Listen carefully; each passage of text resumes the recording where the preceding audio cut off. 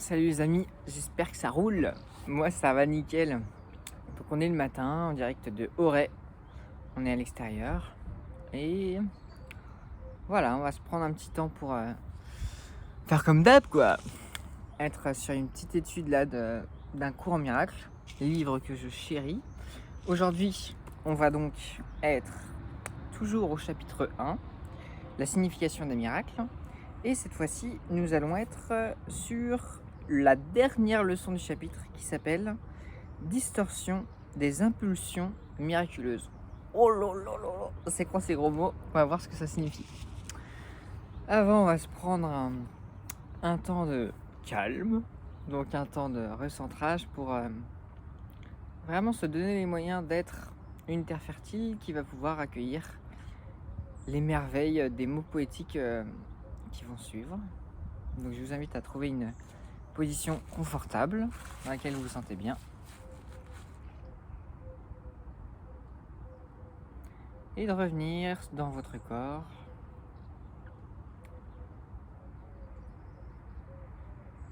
Voilà.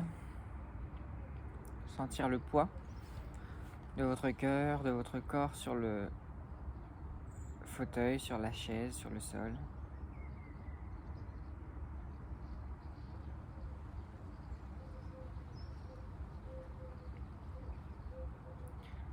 Sentir vos fesses, vos pieds bien ancrés dans le sol, dans la chaise.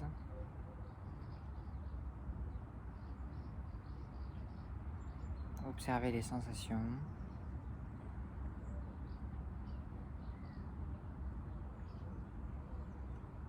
Sensations sous les pieds. Est-ce que c'est doux, dur, chaud, froid, mou?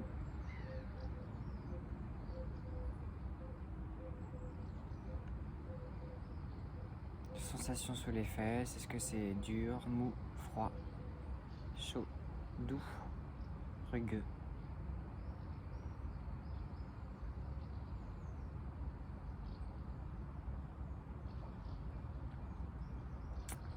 Puis on va sentir les deux ischions.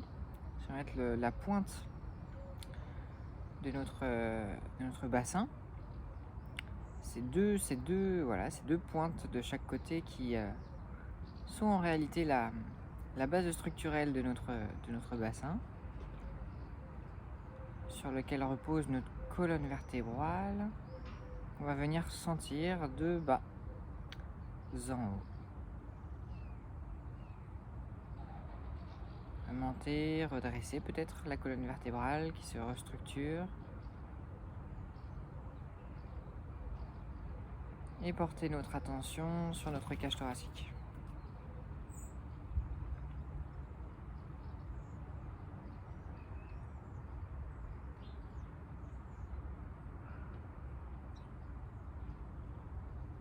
Sentir le mouvement de notre cage thoracique.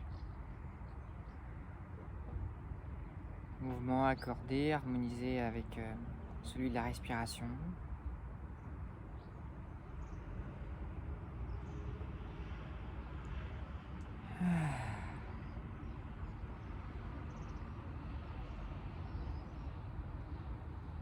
Et je nous invite à porter notre intention, notre focus sur les os.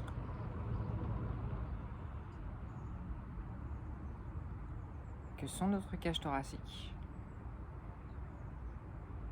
Voilà, peut-être faire quelques mouvements d'épaule pour voir comment ça bouge en fait. Cette cage thoracique, est-ce que c'est souple, rigide? À nous de sentir comment, quand on bouge les épaules, la cage thoracique, ça module le ventre.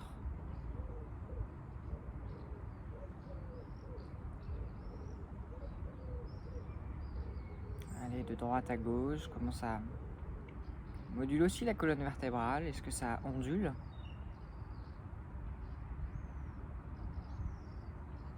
Et enfin, revenir à poser notre attention sur notre crâne, toujours en faisant ces petits mouvements de balancer, voir comment notre crâne réagit. Est-ce qu'il reste droit? Est-ce qu'il a envie d'onduler aussi? Voilà, et en profiter pour se laisser emporter par le mouvement. Mouvement de vie qui nous étend de plus en plus dans la souplesse, le réveil, la conscience de ce corps.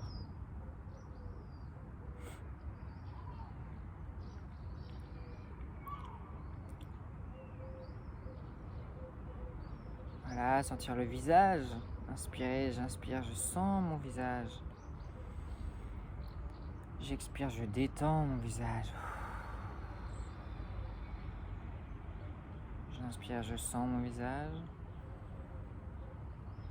J'expire, je détends mon visage, je détends mes joues, mon front, ma mâchoire, mes oreilles. Oh, je laisse couler ça. J'inspire, je sens mon corps, le haut de mes épaules. J'expire, je détends le haut de mes épaules. Je détends ma cage thoracique. J'inspire, je sens mon ventre, mon coccyx, mes lombaires. J'expire, je détends mon ventre, mes fesses, mes lombaires, mes coccyx. J'inspire, je sens mes jambes, mes pieds. J'expire, je détends mes jambes et mes pieds. Je les dépose tout de suite et maintenant dans le sol. Je reviens à ma respiration. J'inspire, je sais que j'inspire. J'expire, je sais que j'expire. J'inspire avec le sourire, la lumière du monde. J'expire, j'offre cette lumière avec un sourire à tous mes organes, toute l'intériorité de mon corps. J'inspire la lumière. J'expire, j'offre la lumière à mon corps.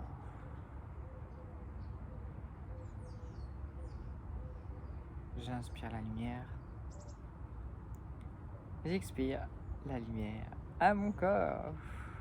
Et je vais pouvoir, toujours les yeux fermés, venir frotter mes mains. Et avec ces mains, je vais pouvoir les mettre sur mon visage, comme pour faire des mouvements qui me donnent envie, pour me réveiller. Passer la main dans mes cheveux peut-être. Voilà, je fais vraiment ce que j'ai envie derrière ma nuque.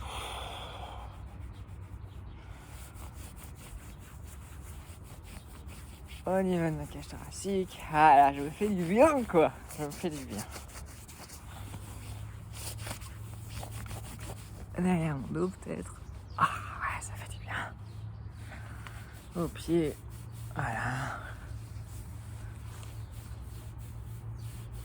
Et venir honorer cette chapelle du vivant merveilleuse qui est mon corps en fait. Ce temple sacré qui accueille mon âme. Voilà.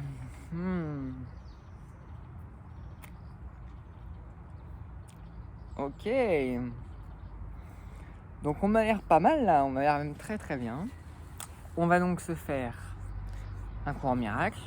Comme d'hab, je répète, petite introduction simple, mais néanmoins utile, pour vous permettre vraiment de profiter au mieux du commentaire qu'on va faire. C'est cette invitation à ne pas prendre le texte pour vérité, comme ça, intellectuel, mais plus comme de la poésie qui nous rappelle à ce que nous sommes vraiment. Poésie parfois technique, mais on ne va pas chercher à comprendre, à entrer dans cette technicité avec le mental, parce que ça serait déclarer qu'on ne sait pas. Or, tout ce qui est dans le livre, au fond de nous, au plus profond de nous, on le sait. Donc on va juste s'amuser à jouer avec les mots, à jouer, à danser avec les phrases, pour sentir, savourer, révéler ce que nous savons déjà. Les idées, les mots, les paroles qui seront les plus joyeuses, qui clignoteront, seront celles qu'on choisira pour jouer avec dans notre vie quotidienne. Et de par la simple expérience du fait de chérir ces idées et les idées qui sonnent le plus, qui résonnent le plus avec nous, eh bien, on va se faire notre propre expérience et entrer réellement dans la connaissance, c'est-à-dire un savoir intégré, vécu, qui nous intéresse plus qu'un savoir mental, intellectuel. Merci de m'offrir cette écoute. C'est avec grande joie que je partage ce livre et que je prends un temps pour m'y relier. Donc, comme on a dit, dernière leçon de ce chapitre numéro 1. Leçon numéro 7, distorsion des impulsions miraculeuses. Je vais me rapprocher un peu. Je vais vous faire un petit tour du panorama parce qu'ici c'est grandiose. Là.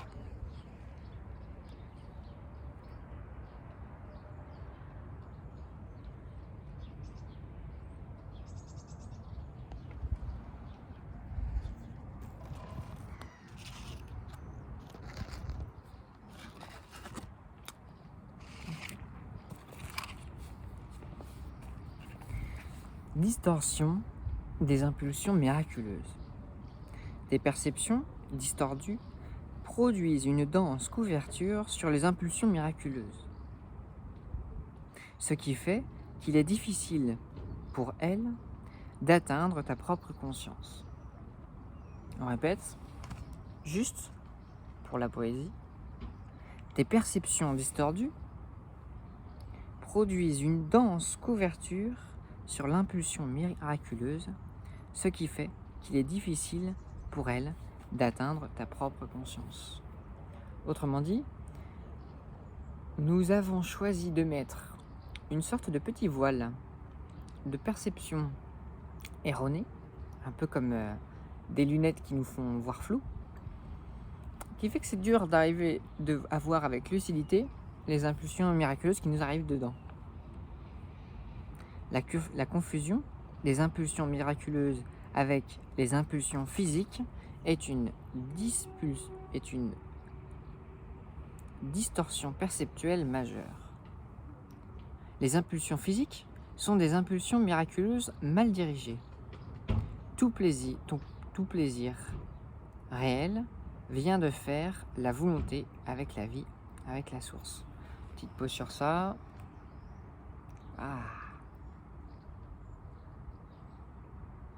Avec vraiment, comme je disais,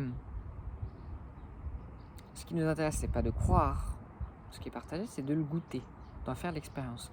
Et je vous invite à vous connecter à l'expérience que vous faites avec cette dernière phrase. Tout plaisir réel vient de faire la volonté avec la source. Et je vous invite à voir, à glaner si dans votre expérience, il y a des moments de communion avec la source, avec Dieu, avec tout, avec la vie, des moments singuliers de communion entre vous et la vie qui vous font sentir qu'effectivement, c'est une des plus grandes joies qu'on peut expérimenter. Et moi, je peux témoigner à ce sujet que effectivement, dans ma vie, les moments où il y a eu le plus grande vastitude et chant silencieux de mon être, c'est quand j'étais allongé en connexion avec la vie, quoi, dans une paix parfaite et une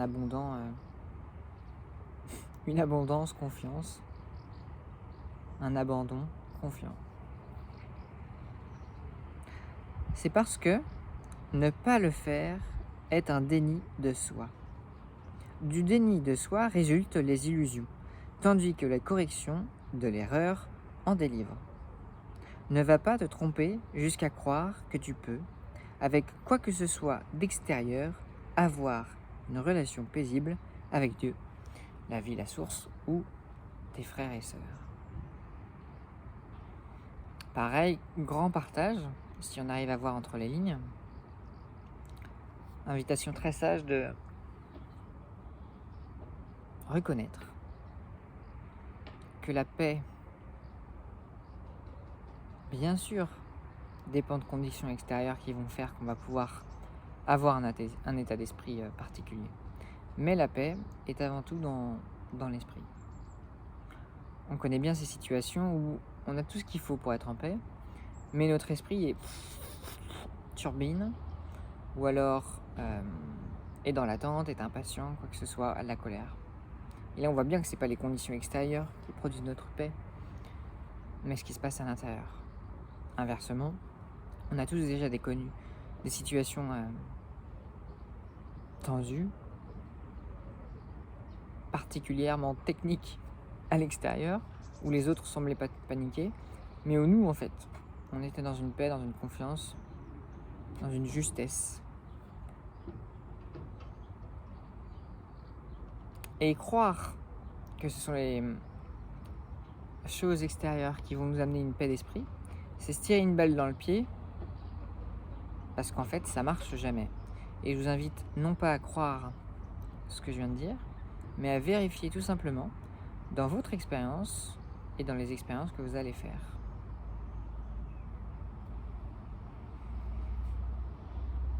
Enfant de la source, tu fus créé pour créer le bien, le beau et le saint. N'oublie pas cela. Il faudra encore, pendant un court moment, que l'amour de la vie s'exprime par un corps à un autre, parce que la vision est encore si faible. Tu peux le mieux utiliser ton corps afin qu'il t'aide à élargir ta perception, de sorte que tu puisses atteindre la vision réelle dont est incapable l'œil physique. Ça donne envie de recroiser avec un autre livre qui s'appelle De mémoire d'Essénien, qui est très beau, où on parle effectivement de ces différentes visions, comme en fait on a parlé dans beaucoup de cultures, et notamment dans la culture indienne, notamment avec ce troisième œil, qui permet ces expériences perceptibles beaucoup plus profondes, et dans lequel on plante notre encre de perception pour nous rappeler avec confiance, tout simplement en déclarant que c'est le cas, qu'on choisit de s'ouvrir à cette vision,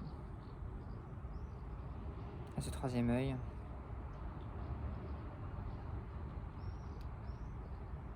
et regoûter une expérience du monde plus profonde, plus vaste, plus réelle. Yes. Simplement parce que je l'ai déclaré, je l'ai désiré, eh bien mon expérience va suivre, puisque la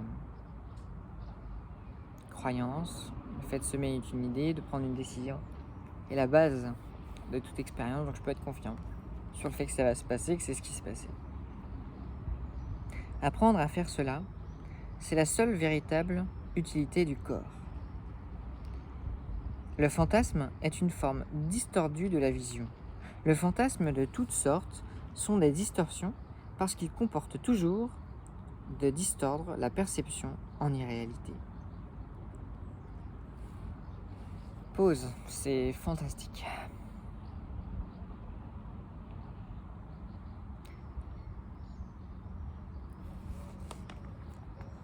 Sur une plateforme pour écouter de la musique et des podcasts, je suis tombé hier sur le titre d'une vidéo de Charles Pépin qui était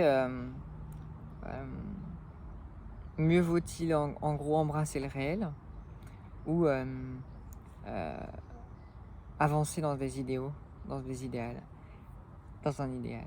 Et là en fait on voit ici que c'est le plus dur et le plus simple que de quotidiennement embrasser ce qui est. Et ça m'émeut de le dire parce que je vois à quel point c'est une clé formidable.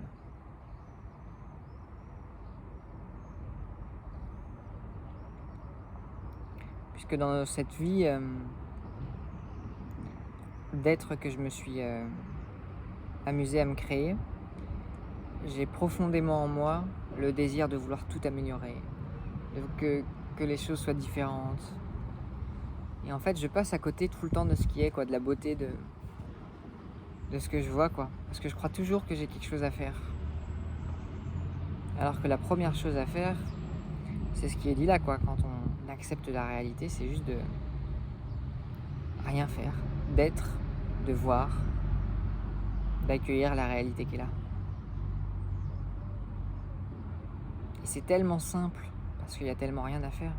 Mais c'est tellement dur parfois, quand on s'offre l'expérience que ce soit dur. Parce qu'on a toujours ce truc qui nous meut, cette espèce de truc là, qui a envie que ça soit différent.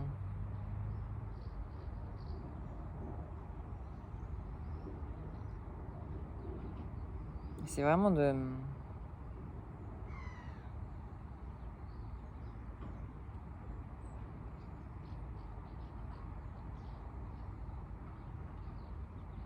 revenir à son centre, à la partie saine de notre esprit qui sait que oui, effectivement, la base c'est juste être, observer, accueillir ce qui est, et faire de sa vie un festival à partir de ce qui est, quoi. Faire que boire un verre d'eau, ça devient un événement cosmique. Faire que regarder un arbre, ça devient un feu d'artifice. Faire que regarder genre un cours d'eau, c'est le truc le plus paisible qui soit, quoi. Et redéfinir toutes les choses qui nous entourent quotidiennement comme de merveilleuses et des merveilleux témoins de la perfection de ce qui est. Pour faire de sa vie effectivement un feu d'artifice simple et paisible.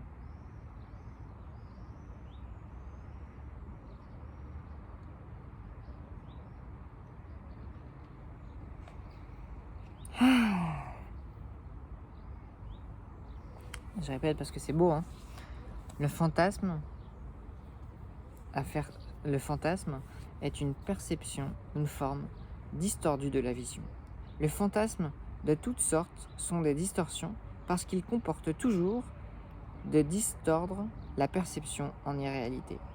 C'est-à-dire qu'on souhaite que ce qui est soit d'une autre manière. Donc on transforme la perception directe de ce qui est en quelque chose qu'on veut irréel.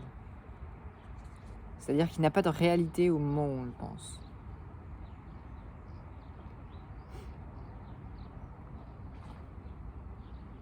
Les actions qui découlent des distorsions sont littéralement les réactions de ceux qui ne savent pas ce qu'ils font. Le fantasme est une tentative pour contrôler la réalité conformément à de faux besoins. C'est-à-dire que le fantasme, et je suis content parce que c'est vraiment ce que je partage, qui est au cœur de ProArbre, la méthode que j'ai initiée, inventée pour initier justement des projets riches de sens à partir du cœur.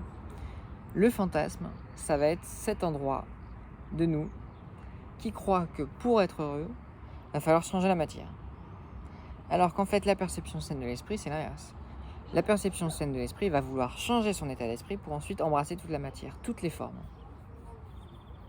L'autre va projeter à l'extérieur de lui le fait que j'ai besoin de cette forme pour que mon esprit soit bien. Or, et c'est ce qui est vraiment le message du livre, un esprit en paix, c'est un esprit qui est unifié avec le fait qu'il mérite tout l'amour du monde, qu'il peut offrir tout l'amour du monde, qu'il est tout simplement cette unité liée à tous les autres et avec sa source.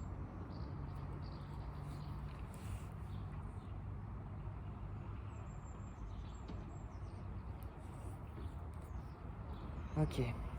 Les fantasmes sont un moyen de faire de fausses actions et de tenter d'en tirer du plaisir.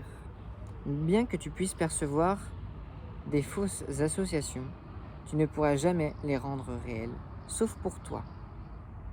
Tu crois en ce que tu as fait. Si tu offres des miracles, tu croiras tout aussi fort en eux.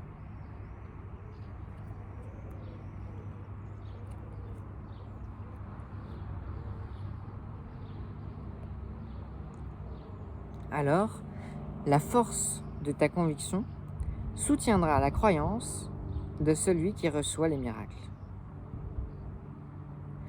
Les fantasmes ne sont plus du tout nécessaires quand la nature pleinement satisfaisante de la réalité devient apparente à la fois au donneur et au receveur. Bah ouais les amis, quand on est plein d'amour de ce qui est, qu'on vit chouettement, mais vraiment qu'on est plein à l'intérieur, bah en fait on cesse de se faire croire qu'on a besoin de trucs à l'extérieur pour être bien quoi. Juste on vit pour prendre soin du corps et tout ça, et en fait on a envie d'offrir aux autres tout ce qu'on peut, plutôt qu'à chercher à conformer la réalité à ce qu'on veut qu'elle soit.